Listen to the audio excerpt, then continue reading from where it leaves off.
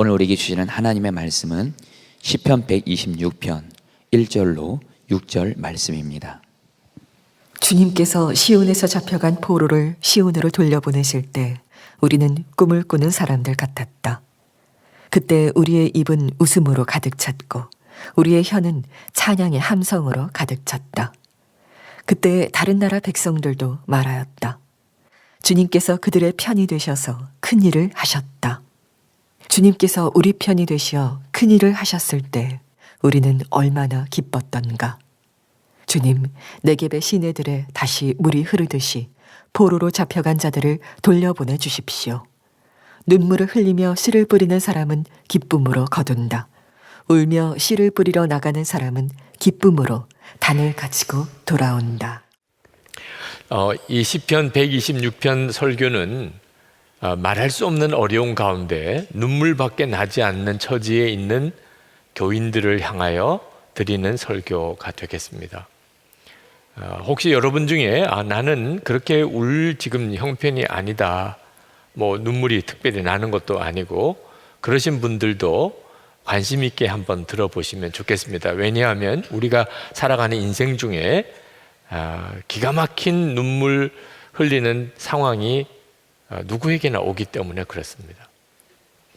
저는 지금까지 살아오면서 정말 나락에 빠지는 것 같은 어려움에 처해서 눈물을 많이 흘렸던 때가 여러 번 있었습니다. 근데 그때를 돌아보면 그때는 참 슬펐고 괴로웠는데 저에게 너무나 소중한 그런 영적인 성장의 기회가 됐고 그리고 놀라운 간증거리가 됐습니다. 그래서 제가 배운 것이 운다고 다 나쁜 것만은 아니라는 사실입니다. 여러분이 지금 어떤 처지에 있든지 아마 정말 눈물이 쏟아지는 분이 계실 겁니다. 사랑하는 사람과 사별을 했다든지 경제적으로 너무나 어려워졌다든지 또는 관계가 깨어졌다든지 또는 여러분의 삶 속에 정말 상상하기도 싫은 어떤 그런 끔찍한 어떤 질병이나 또는 장애를 만났다든지 또는 우울증의 어떤 감옥에 갇혀 있는 것 같은 그런 심정이라든지 그런 정말 눈물이 쏟아지는 그런 형편에 계신 분이 이 자리에도 계실 것입니다. 이스라엘 백성도 그랬습니다. 시편 126편은 이스라엘 백성이 하나님 앞에 범죄하고 하나님의 징계를 받아서 바벨론의 포로로 끌려가고 그리고 그들이 70년 동안이나 이방 나라의 포로 생활을 하던 정말 눈물밖에는 나지 않았던 그 시절을 지나고 갑자기 하나님의 은혜로 예루살렘으로 돌아오는 정말 믿어지지 않는 그런 기쁨의 시간을 가지게 된 바로 그때에 대한 노래입니다. 우리에게도 말할 수 없는 슬픔의 시간이 있지만 하나님의 계획 속에는 우리를 향한 또 말할 수 없는 기쁨의 순간도 있다는 사실을 우리가 알아야 합니다. 이 시편 126편이 주는 메시지는 눈물로 씨를 뿌리는 자는 기쁨으로 단을 거둘 것이라는 것입니다. 오늘 정말 눈물밖에 나지 않는 기가 막힌 처지에 있는 분들에게 그 시간조차도 하나님의 은혜일 수 있다는 사실, 여러분이 그 점을 정말 믿음으로 받아들이시기를 진심으로 축복합니다. 맥스 루케두가 쓴 믿음 연습이라는 책에 보면 크리스웰이라고 하는 사람이 나옵니다. 이분이 어려서 다 예수 믿는 부모님을 통해서 태어났지만 거듭난 그리스도인은 아니었습니다. 자라면서 그가 도박을 알게 되고 그리고 도박에 빠지게 됩니다. 완전히 도박 중독이 되어서 모든 돈을 다 끌어다가 도박에다가 쏟아붓는데 자기가 일하던 직장이었던 은행에 돈까지 손을 대게 됩니다. 결국은 경찰 수사를 받게 되고 그가 자기가 도무지 스스로 해결할 수 없는 어려움인 줄 알고 자살을 결심을 합니다.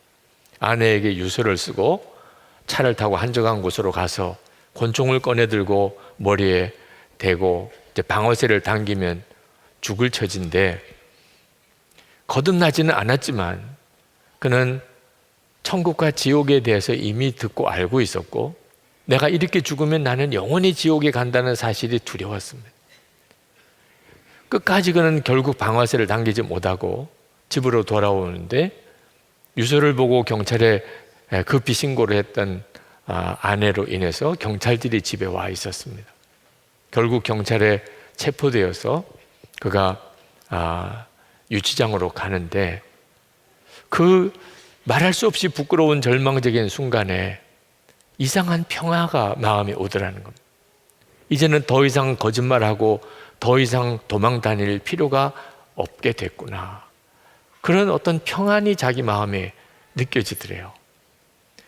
유치장에 들어가는데 눈물이 쏟아졌습니다.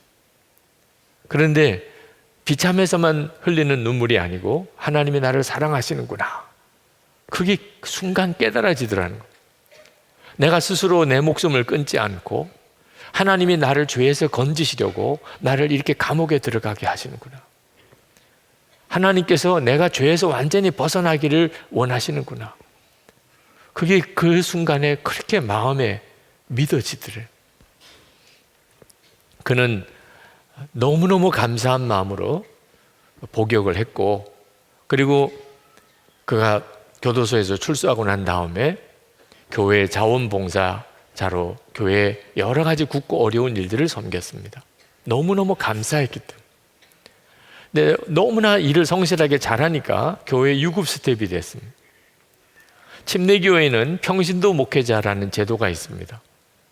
1998년에 근처에 있는 어느 교회에서 침례교회에서 목회자를 세우고 싶은데 이 휘트 크리스웰에 대한 이야기를 들었습니다. 우리가 그 사람을 우리 교회 목회자로 세우기 원합니다. 그래서 그 사람이 그 교회의 담임자가 됩니다.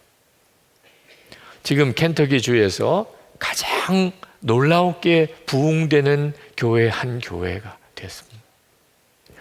울어야 할 때 울 수 있는 것은 차라리 복입니다.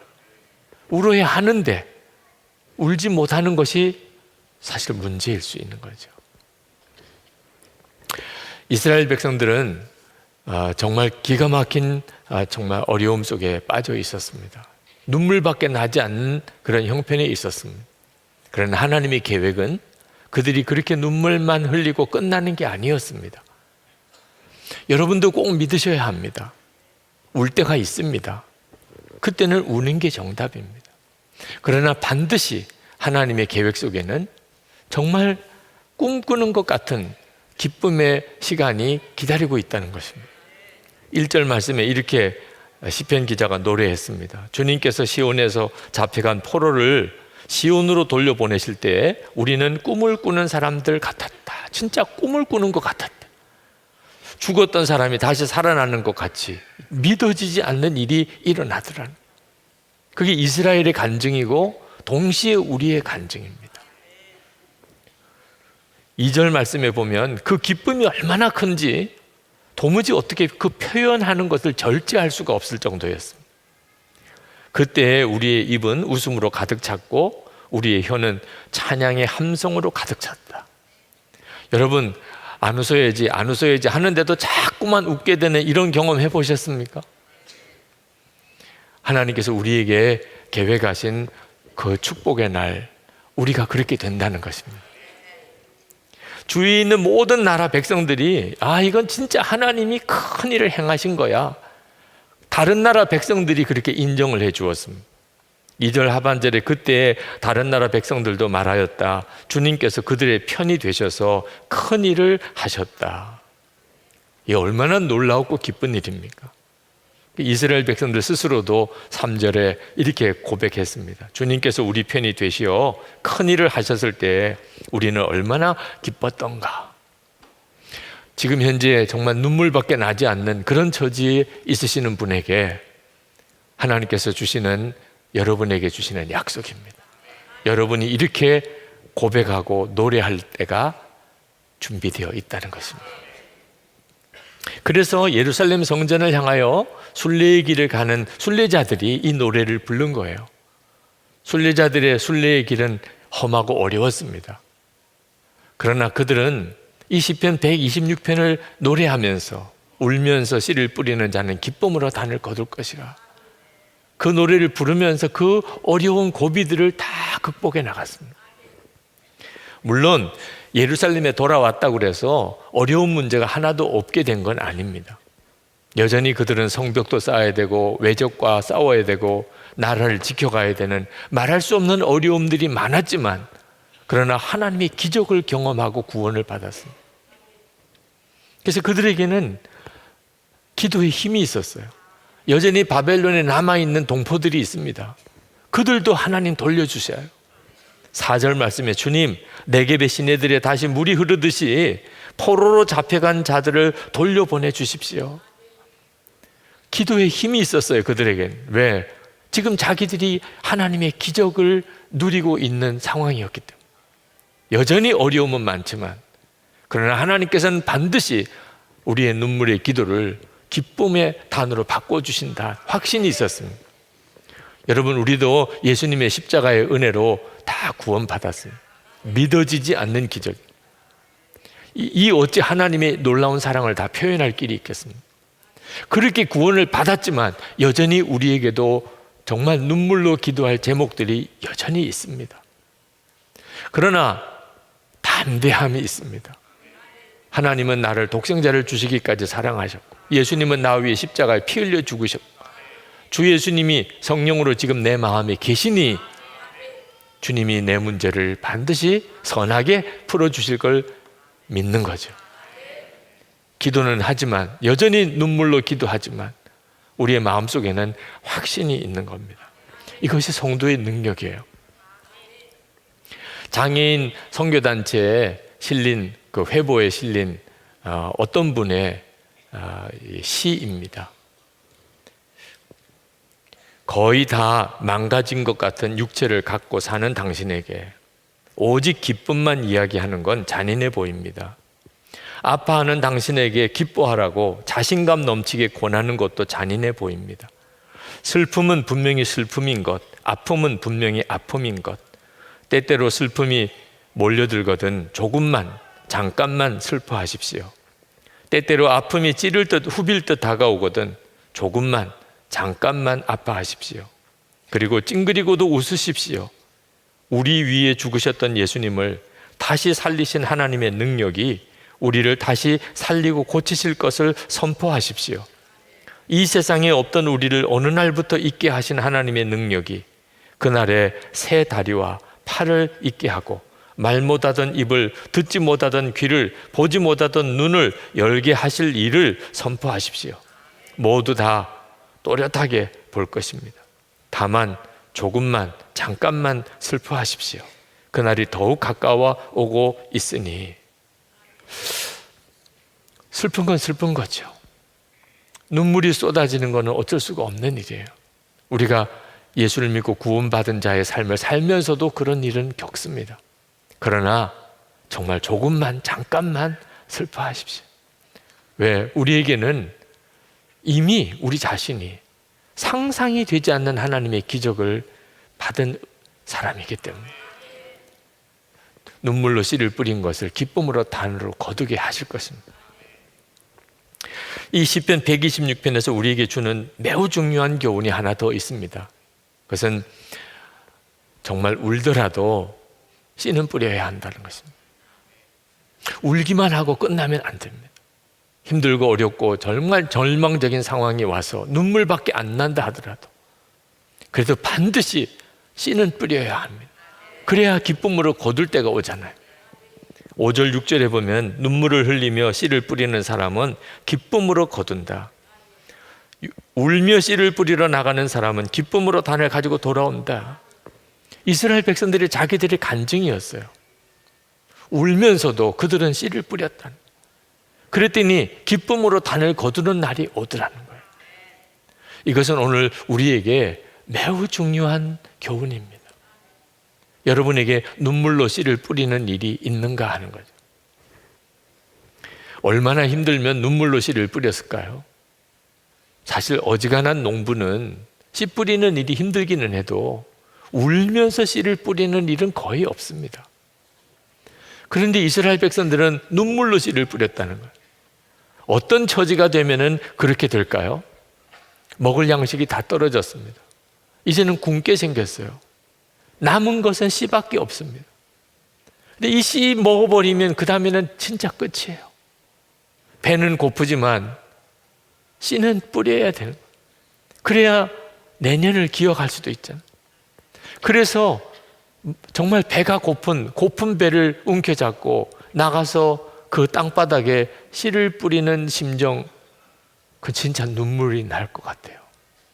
이스라엘 백성들의 처지가 그처럼 어려웠습니다. 그래도 그들은 씨를 뿌렸다는 거예요. 그래서 그들이 다시 살아난 거죠. 대개는 씨를 뿌리는 것보다 거두는 것을 더 좋아하고 씨 뿌리는 인생보다 거두는 인생이 되는 것을 복이라고 생각합니다. 사실 그렇죠. 누구는 계속 돌짝밭 같은 그런 험한 길을 땅을 개척하고 씨만 뿌리고 그렇게 끝나고, 어떤 사람은 남이 뿌려놓은 씨에서 자라나는 곡식을 거두어 먹으면 아무래도 거두는 자가 더 복된 사람 같이 보이죠. 근데 하나님을 몰라서 그런 겁니다. 하나님 앞에 서보면 씨 뿌린 자가 훨씬 복이 있습니다. 제가 젊었을 때 정말 분에 넘치는 대접을 받았어요. 내가 어떻게 이런 대접을 받나 하는 순간에 순교하신 할아버지 생각이 났습니다. 할아버지 상급이구나. 그런데 왜 그렇게 눈물이 나고 마음이 아프지요? 내가 이렇게 정말 내가 한 것보다도 더 많은 대접을 받는 것이 할아버지의 상급이라면, 그러면 내가 받을 상급은 뭐지? 그때서야 알았어요. 이렇게 대접받고 그리고 모든 것이 다 잘 되는 것만 복이 아니라는 거예요. 정말 끝도 모르는 그런 황량한 들판에, 거기 그 돌짝밭에 그걸 개간해 가면서, 그러면서 거기에 씨를 뿌리는 이 말할 수 없는 고생스러운 일, 하나님 앞에 서면 그 사람이 진짜 복을 받은 사람이라는 거예요. 그리고 그때 하나님 앞에 제가 돌짝밭 사명을 외면하지 않겠다고 그렇게 고백했습니다. 그래서 이 선한 목자교회에 온 거예요. 그날 그 고백 때문에. 여러분, 주님 앞에 설 때 씨 뿌리는 자가 되어서 하나님께서 칭찬하시는 그 복을 다 누리셔야 합니다. 남이 뿌려놓은 거 거두기만 하고 그리고 주님 앞에 가서 서면 부끄럽고 두려운 순간이 되는 겁니다. 그래서 우리에게는 영생의 믿음이 필요한 겁니다. 영생의 믿음이 없으면 결국은 이 세상에서 거두는 것밖에 생각 못합니다. 이 세상에서 거둘 것에 대해서만 신게 됩니다. 내가 죽을 때까지 얻을 수 없다면 뿌릴 의미를 찾지 못합니다. 그런데 영생의 믿음이 생기게 되면 이 세상에서 거두는 것은 아무것도 아닙니다. 하나님 앞에 갔을 때, 그 하나님 앞에 갔을 때 받을 칭찬, 거기서 받을 열매를 생각하면 내가 죽을 때까지 아무것도 거두지 못한다 하더라도 그게 무슨 상관이 있냐 말이에요. 하나님 앞에 서보면 이게 도대체 누가 뿌린 거냐, 이 씨가 도대체 누가 뿌린 거냐 다 드러나지 않겠습니까? 그래서 정말 하나님의 나라를 위해서, 민족을 위해서, 한국 교회를 위해서 기도할 수도 있게 되는 거예요. 그게 내 먹고 사는 것보다 더 중요한 것인 줄 깨닫게 되는 겁니다. 자, 그렇다면 울더라도 뿌려야 될 씨가 뭐죠? 눈물의 회개, 눈물의 기도, 눈물의 순종이라고 생각이 듭니다. 울더라도 뿌려야 될 씨예요. 그냥 울고만 있으면 안 됩니다. 그것이 회개냐, 그게 기도냐, 그게 순종이냐, 여기까지 가야 합니다. 저는 참 닮고 싶고 하나님이 그런 은혜를 주셨으면 좋겠다고 생각하는 그 목사님이 계십니다. 이용도 목사님이라고, 제가 뵙지도 못했죠. 그런데 그 목사님 어느 날 그분의 일기를 읽고 얼마나 많이 울었는지 모릅니다. 내가 정말 바보같이 그분을 닮으려고 했구나 하는 게 깨달아져서 그랬습니다. 1931년 3월 16일 월요일 일기입니다. 오늘 저녁 집회를 인도하는데 나는 괴롭다. 나의 등에는 땀이 흐르지 않았다. 나의 눈에는 눈물이 고이지 않았다. 땀 없음, 눈물 없음, 이는 나에게 괴로운 일이다. 땀의 젖음, 눈물의 어려움, 이는 나의 기쁨이요 만족이다. 육이 편하여 나는 기쁘지 못한 자로다. 십자가의 고통을 당함이 나의 영광이요 복이요 기쁨이로다. 이용도 목사님이 짧은 일기를 읽는데, 이용도 목사님은 설교 준비도 이렇게 하고 설교를 이렇게 했구나 하는 것이 딱 가슴에 오더라. 저는 그동안에 설교하면서 이 등에 땀이 흐르고 그리고 눈물을 쏟지 못하는 설교를 한 적이 얼마나 많았나. 그러면서도 교인들이 은혜 받았다는 말에 스스로 도취되어 지냈던 것이 얼마나 많았나. 그것이 저 자신의 문제라는 것을 깨달았어요. 그리고 그때부터 하나님 제게 말씀을 준비할 때 항상 눈물을 달라고, 눈물로 말씀을 준비하게 해달라고 하는 것이 저의 개인적인 기도가 되었습니다. 여러분, 설교도 눈물로 하는 기도와 눈물 없이 하는 설교가 완전히 다릅니다. 우리가 진짜 하나님 앞에서 기도의 제목이 많은데 자녀들을 위해서 눈물로 기도하는 겁니다. 저는 어릴 때 우리의 부모 세대, 우리보다 믿음의 더 선배 세대들이 얼마나 어려운 가운데 눈물의 기도를 드렸나 하는 것을 어려서 본 기억이 생생합니다. 우리의 믿음의 선배들은 예수 한번 잘 믿어보자, 오직 이거 하나 때문에 집도 땅도 고향도 다 버리고 피난을 떠났던 사람들이에요. 지금 생각해 보면 어떻게 그럴 수 있겠나 싶은 생각이 들 정도예요. 집도 땅도 고향도 다 버리고 보따리 하나 짊어지고 피난을 떠난다. 신앙생활 한번 제대로 하고 싶어서, 그 땅에서는 예수 제대로 믿을 수 없을 것 같기에 그렇게 피난 생활을 떠났던 분들이 우리의 믿음의 선배들이에요. 우리하고는 비교할 수 없는 그 어려운 때에 차가운 난방이 안 되는 그 예배당 마루바닥에서 금식하고 그렇게 밤을 새며 기도하던 분들, 고개만 숙이면 그냥 닭똥 같은 눈물이 뚝뚝뚝 떨어지는 그런 기도의 모습이 지금도 생생합니다. 그들이 그렇게 눈물로 기도했던 그 기도의 제목 중에 하나가 자녀들이에요. 자녀들을 위해서 해줄 수 있는 게 아무것도 없어요. 그냥 하나님 앞에 나가서 눈물로 자녀들을 위해 기도한 거죠. 지금 우리가 이렇게 신앙생활을 할 수 있는 것은 그냥 된 게 아닙니다. 우리의 부모 세대, 우리의 믿음의 선배 세대에 눈물의 기도들이 있었기 때문에, 그래서 두려운 거예요. 우리도 자식을 위해서 기도하지요. 자식 위해서 기도 안 하는 부모가 누가 있겠어요? 그런데 우리의 눈에 눈물이 마른 겁니다. 어릴 때 보았기 때문에 알아요. 그때 그분들의 그 눈물의 기도가 지금은 말라버린 것 같아요. 기도라는 행위 자체는 여전히 있는 것 같지만 완전히 기도가 차원이 다른 거죠. 하나님의 나라를 위한 기도, 민족을 위한 기도, 한국 교회를 위한 기도도 다 눈물의 기도가 필요합니다. 이게 건성 기도가 되면 안 된다는 거예요. 우리 자녀들이 앞으로 살아갈 세대는 참으로 어렵습니다. 그런데 부모가 눈물이 메말랐어요. 이건 엄청난 두려움입니다. 우리가 울더라도 정말 뿌려야 될 씨는 순종이에요. 순종. 눈물의 회개, 눈물의 기도와 눈물의 순종. 저는 저에게 있어서는 여주라는 곳이 그렇게 썩 좋게 다가오는 곳이 아닙니다. 혹시 여주 출신이신 분들 있으면 용서하세요. 네. 저희 부친이 늦게 여주읍에서 교회를 개척하셨어요. 교회 개척이 얼마나 어려운 것인가를 모르셨던 것 같아요. 알면 그렇게 하지 않으셨을 것 같습니다. 교회 개척하시면서 겪었던 어려움이 말할 수가 없었고, 거기다가 예배당까지 건축을 해야 됐기 때문에 정말 힘들고 어려운 시절을 보내시면서 그 무거운 짐을 감당을 못하셔서 저희 어머님이 무거운 병을 얻었습니다. 그렇게 돌아가셨어요. 여주라는 곳은 그런 기억에 있는 곳이에요.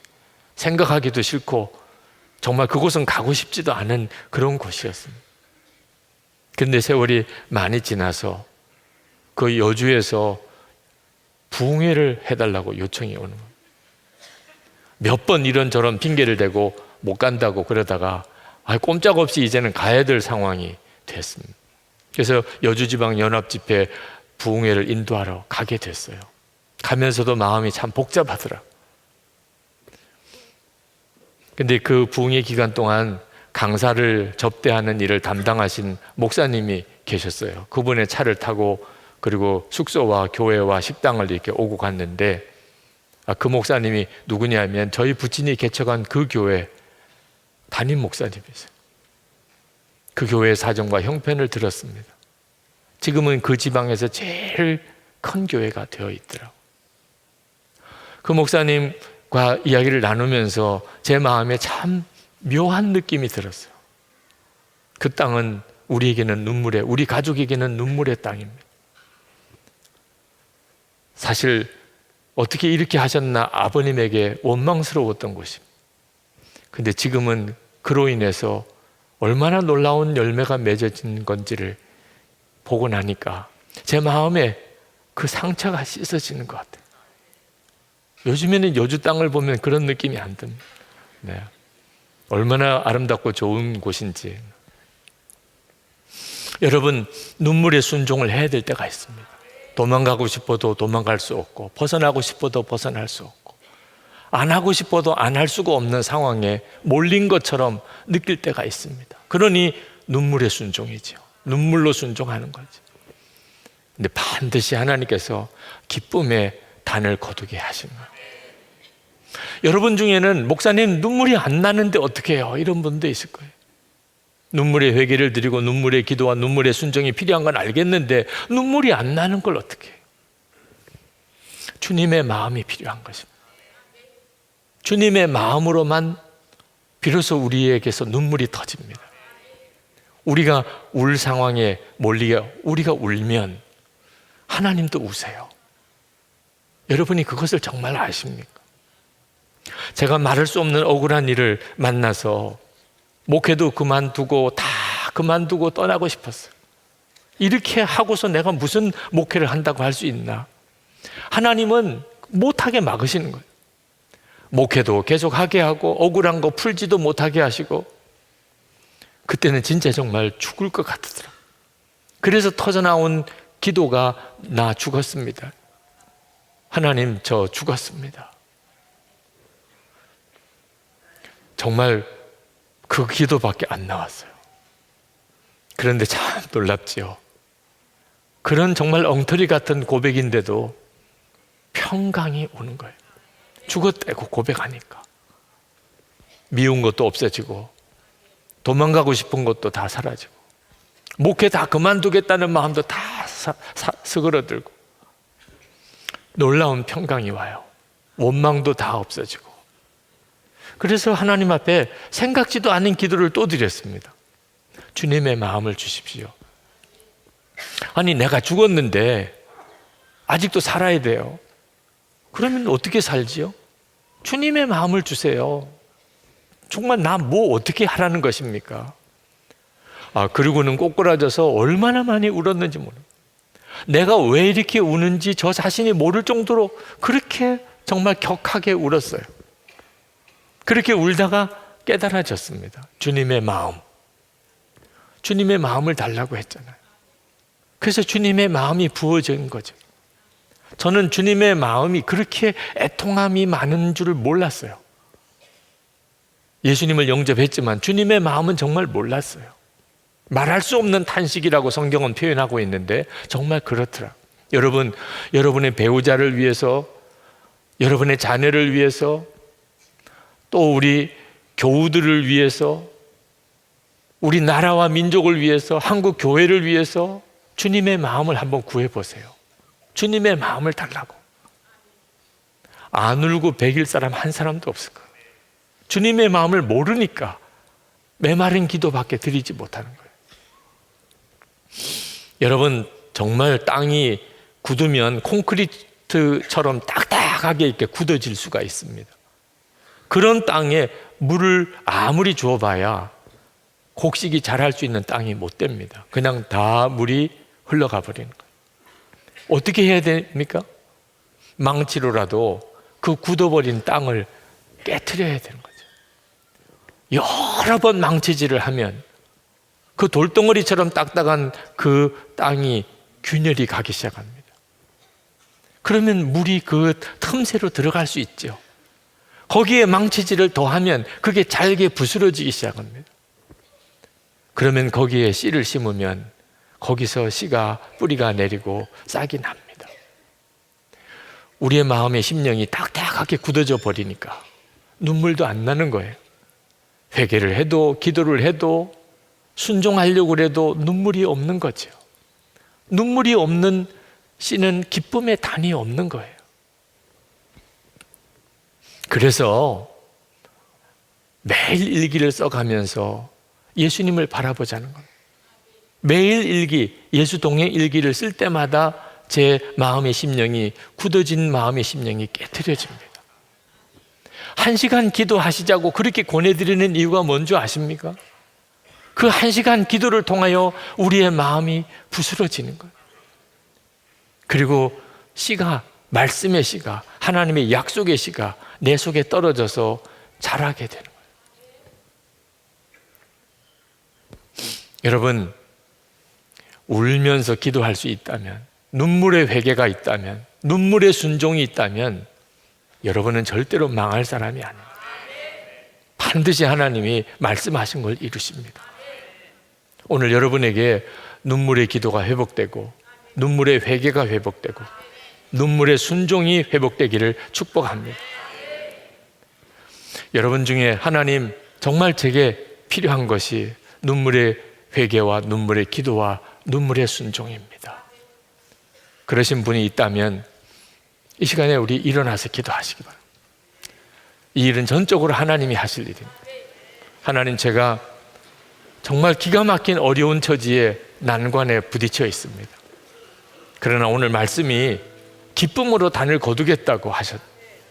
하나님, 저에게 눈물의 회개와 눈물의 기도와 눈물의 순종을 주십시오. 주님, 그렇게 해 주십시오. 그래서 살게 하십시오. 저도 살고 우리 가족도 살고 내 주변에 있는 모든 이들을 살려내게 하소서. 한국교회가 살고 민족이 살고 하나님의 나라가 임하게 해주소서. 우리 주여 한번 부르짖고 기도하겠습니다. 주여! 할렐루야. 그리고 놀라우신 하나님 감사합니다. 놀라우신 하나님의 은혜, 놀라운 하나님의 역사를 하나님 감사합니다. 크시고 놀라우신 하나님의 은혜를 찬양합니다. 주님의 은혜를 더하소서. 하나님, 주의 역사를 더해주소서. 우리가 하나님 원하고 사모하오니 하나님의 역사를 더해주소서. 하나님 갈망하오니, 하나님 소원하오니 하나님의 일을 이루어 주소서. 오늘도 하나님 기도하며 하나님 사모하며 하나님 결단하며 하나님 눈물로 씨를 뿌리는 자 되기를 원하는 사랑하는 성도들을 주의 손으로 사로잡아 주시기 원함. 구별해 주시기 원함. 능력으로 세워주시기 원함. 하나님의 은혜를 붙잡아 주시기 원함. 오 나의 주여, 그 은혜를 더하신 하나님, 역사하시는 주님, 충만하신 주님 부어주소서. 하나님 놀라우게 함께 해주소서. 역사해 주소서. 주님 사로잡아 주소서. 주님 은혜를 더해 주소서. 오 하나님, 나의 하나님 감사합니다. 아버지,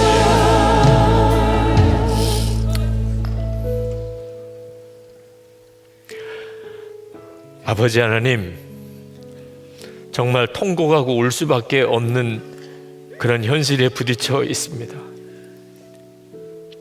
그러나 여전히 주님 우리와 함께 하시고 우리의 모든 형편을 아시고 또 우리를 붙잡고 계신 걸 믿습니다. 비록 지금 정말 메마를 대로 메마른 사막 길을 가는 것 같고 마음의 심령은 돌덩어리처럼 딱딱하게 굳어져 버려 깊은 구덩이에 빠져 있는 것 같은 처지에 있다 할지라도 결국 기쁨으로 단을 거두게 하실 주님을 바라보게 해 주옵소서. 하나님, 저희로 하여금 눈물로 씨를 뿌리는 일을 포기하지 않게 하소서. 울지라도 씨를 뿌리게 하소서. 눈물의 회개, 눈물의 기도 마르지 않게 하소서. 눈물로 순종하는 성도들을 붙잡아 주소서. 오늘 하나님 위로해 주시고 새 힘을 주소서. 끝까지 가게 하소서. 하나님, 울더라도 회개하며 기도하며 순종하며 나갈 때 눈물이 그칠 때가 오고 눈물이 웃음으로 변하는 날 보게 하실 줄 믿습니다. 오직 주님만이 이 일을 이루실 것을 믿습니다. 그래서 주님을 의지하고 주님께 감사를 드립니다. 오늘도 하나님 앞에 전심으로 예배하고 우리의 마음을 다하여 감사한 마음, 주님을 사랑하는 마음을 담아 예물을 주님께 올려드립니다. 하나님 받으소서.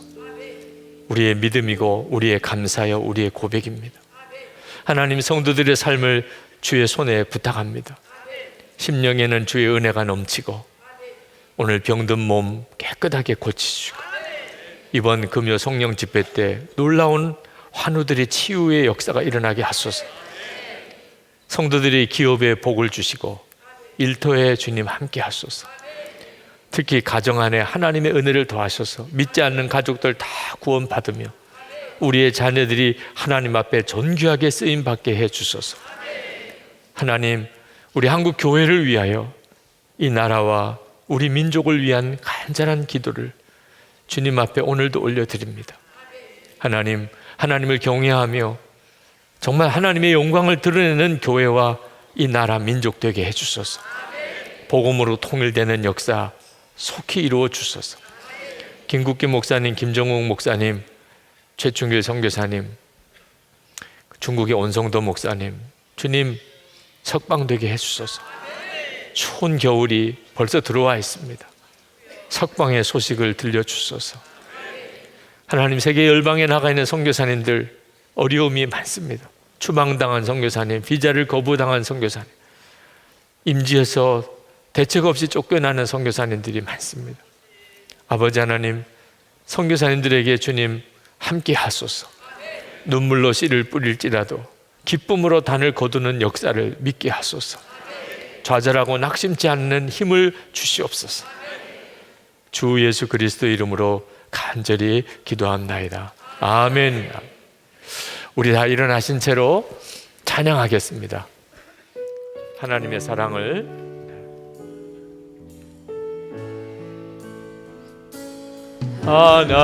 하나님의 사랑을 사모하는 자, 하나님의 평안을 바라보는 자, 너의 모든 것 창조하신 우리 주님이 너를 얼마나 사랑하시는지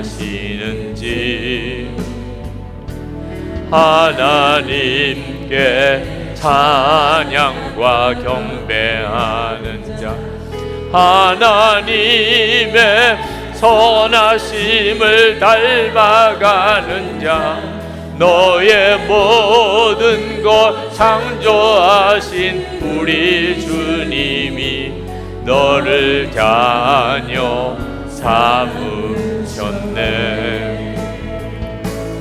하나님 사랑의 눈으로 너를 어느 때나 바라보시고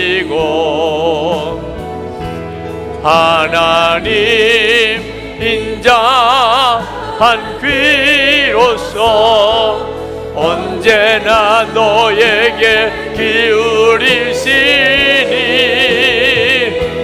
어두움에 밝은 빛을 비춰주시고 너의 작은 신음에도 응답하시니 너는 어느 곳에 있든지 주를 향하고 주만 바라볼지라.